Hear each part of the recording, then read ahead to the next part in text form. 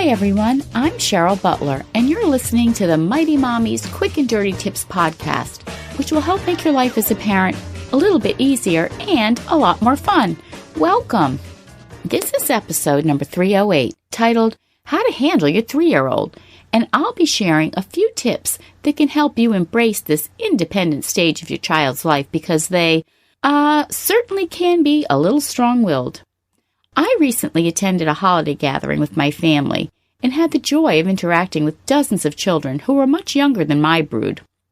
While raising my 8 kids, I can remember vividly sweating it out during many a function when one of my toddler-aged tots would have a meltdown over not getting the cupcake frosting of his choice or being told that she couldn't water the silk flower arrangement with her sippy cup.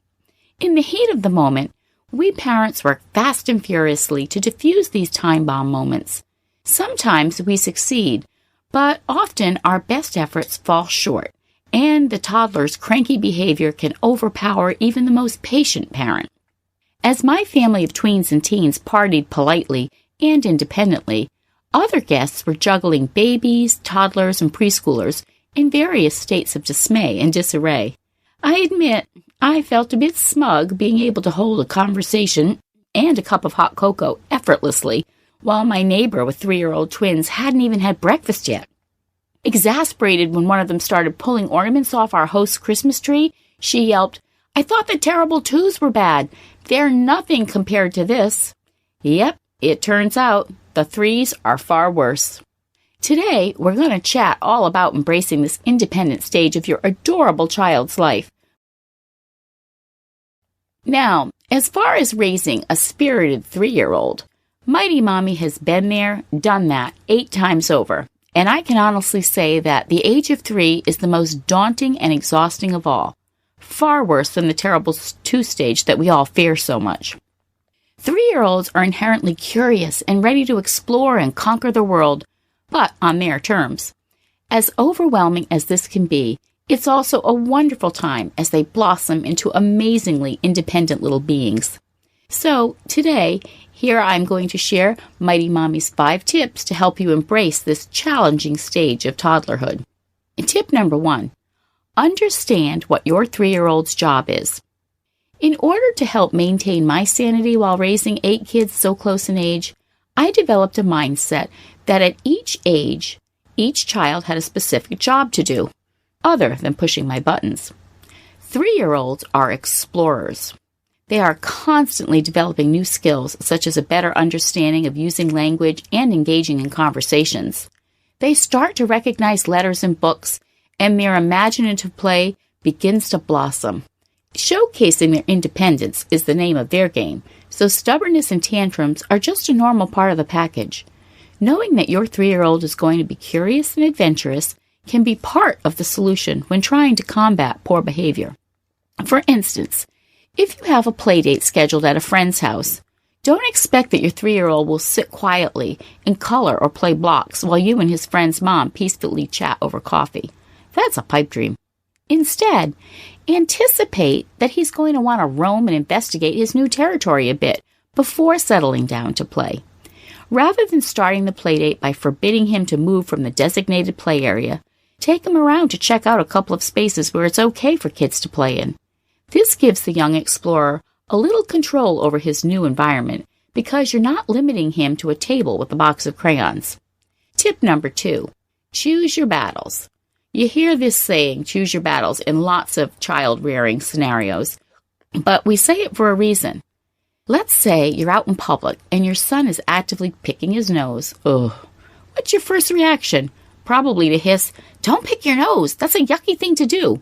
Or let's say your daughter chooses to wear wool tights with a pair of shorts to her grandmother's birthday party, rather than the cute skirt you picked out for her. What do? Obviously, you want your child to be as well-mannered, appropriate, and socially conscious as possible, but not every moment is a teachable moment. If it's something minor and safety isn't a concern, let it go. Learn to pick and choose your battles. If you can ignore some of the minor stuff, you're going to eliminate a lot of your own stress. Obviously, you can't ignore bad behaviors and habits that are inappropriate, but try letting go of the small annoyances. This method has an added extra bonus. When you stop bringing negative attention to these small matters, eventually they will work themselves out. Let's face it, the more you fight your daughter on wearing her cute pajamas to school, the more she's going to want to do it. Tip number 3, distract and re-engage. When your spirited 3-year-old decides he'd rather grab fistfuls of Grandma's gravel driveway to throw in the air than throw the ball around, take advantage of this opportunity. Instead of flying off the handle and yelling at him, use a controlled voice to let him know that the rocks need to stay in the driveway so the cars will have a place to park. Because you're talking to him in a calm voice, he'll be more apt to listen to you when you suggest that he and Grandma go check out her garden to see if any frogs are hiding in the flowers. By distracting and re-engaging him, you're avoiding a power struggle over his desire to play with those awesome rocks that are just calling his name. Tip number 4, offer choices with boundaries. 3-year-olds are busy little bees. They can bounce from one activity to another depending on what kind of a mood they're in.